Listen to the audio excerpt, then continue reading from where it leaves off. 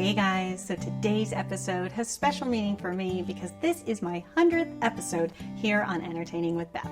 So to help mark the occasion, I have designed a very special cupcake inspired by all of you. I could not have made it this far if it was not for this amazing community with you guys rooting me on and encouraging me every step of the way. So I wanted to do something special to celebrate the milestone. So the first thing we're going to do is start with a special celebratory cupcake liner. So I have chosen a gold foil liner because, let's be honest, gold is one of the most precious metals out there, and you guys are one of the most precious parts of this channel. Every week when I see your little avatars pop up on the channel, it just makes me so happy. I've come to know you over the last 2 years, and I have to say, you all feel like old friends. If it wasn't for the subscribers, none of these channels would go anywhere. So thank you for encouraging me. So we're just going to line our cupcake tin with all of our gold foil papers. And as we go through any of these products that you see, I'll put links in the description if you want to know where to get them. Then we are going to fill these cupcake liners with a rich chocolate cupcake. And I chose a rich chocolate cupcake because to me it represents the rich cultural diversity that this community is. I love to see subscribers from as far away as Asia and the Middle East and Europe, all the way down to the South Pacific. It's amazing to me that we can all come together in such a fantastic melting pot to share our common love of food. So we are going to celebrate that with a rich chocolate cupcake. So to make our chocolate cake, we're going to combine an ounce of bittersweet chocolate, a half a cup of unsweetened cocoa, and a half a cup of hot water. Go ahead and just whisk that up until it's nice and combined. To that, we're going to add a cup of sugar, a half a cup of vegetable oil, 2 eggs, and a teaspoon and a half of vanilla extract. And then you're going to whisk that all up until it's nice and smooth. Then we're going to mix together our dry ingredients.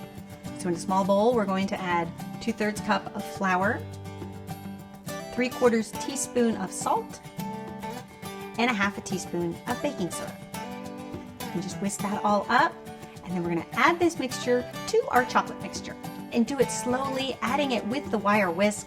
I like to use the wire whisk because I find that it helps the flour incorporate well. Just do it gently, don't overmix, or you'll end up with a tough cupcake. That won't be good.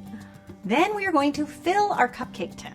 Now, when it comes to this batter, we don't want to fill them up all the way. You only want to go about 3/4 of the way full. That is because these cakes are going to rise up, and that is what is going to create a really nice, light and fluffy cupcake. So don't overdo it or they will overflow.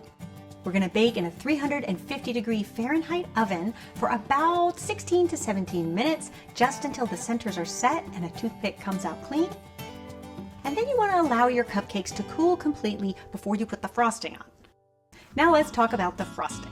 I chose a simple cream cheese frosting for these cupcakes because it's really one of the easiest frostings to make. And this is dedicated to all those beginner cooks out there that I find here on this channel that come not knowing how to cook a thing, that will email me back a few months later saying they're cooking up a storm. I hope that this channel will always welcome beginners and you will always feel encouraged and inspired here to get into the kitchen and cook. So let me show you how to make the cream cheese frosting. We're going to take 16 ounces of room temperature cream cheese. We're going to combine that with a half a cup of powdered sugar. Now this is also known in some parts of the world as icing sugar or confectioner's sugar. It's all the same thing. You're going to just beat that up until the sugar and the cream cheese is nice and combined. And then you're going to add 1/3 cup of milk and a half a teaspoon of vanilla extract. Give that a beat until it's nice and smooth and creamy. And that's it. Your frosting is done. Then we are going to transfer our cream cheese frosting into a pastry bag fitted with a round tip. And then we are going to pipe out our frosting, starting at the very end of the cupcake and doing a nice circular coil all the way around the cupcake until you create a nice little mound. And then the finishing touch to our cupcakes is we're going to add some of these beautiful little sugar pearls on top.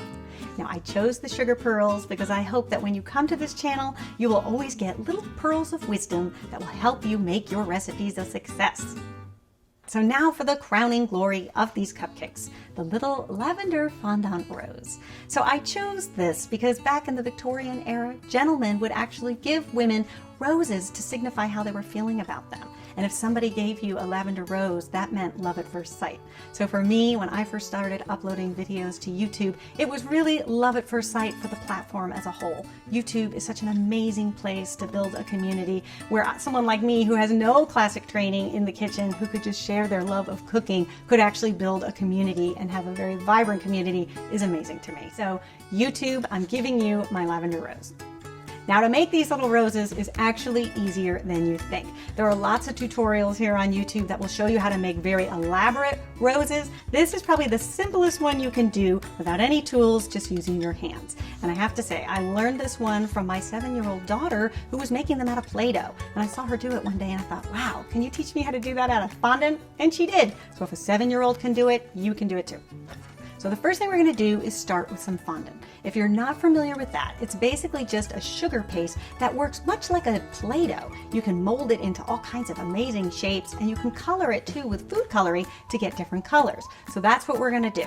We're going to take out a little mound, roll it into a ball, flatten it, and then we're going to add just like one healthy drop of lavender food coloring. We're then going to fold the fondant in half. And then this is what I like to do. I like to take it and pop it in a little Ziploc bag because the food coloring will dye your hands. And unless you have food-safe gloves, which, let's be honest, who has food-safe gloves lying around, you really want to make sure that you just put it in a bag just to knead it to get the food coloring going. Once you get it going and it's all incorporated, you can take it out of the bag. It won't stain your hands after that. It's really just those initial kneads. Then we're also going to take out a little bowl of powdered sugar. You want to have the powdered sugar on hand just to put on your hands in case the fondant starts to stick. So the first thing we're going to do is just pinch off a little bit of the lavender fondant, about the size of a pea. And then you're going to roll it in your hand just till it's nice and round. And then you're going to start to work it through so that you're going to create almost like a little log. Then you're going to flatten it and then pinch it just to make almost like a little taco. If it's not perfect, don't worry. There'll be a way to kind of futz with it as we go through. You're going to set that aside. Then you're going to take another pinch of fondant, roll it about the size of a pea, and then flatten it. And this is going to be our first petal. So we're going to take that fondant and we're going to connect it to the little taco that we made just on the reverse side. And you'll see it'll just stick together.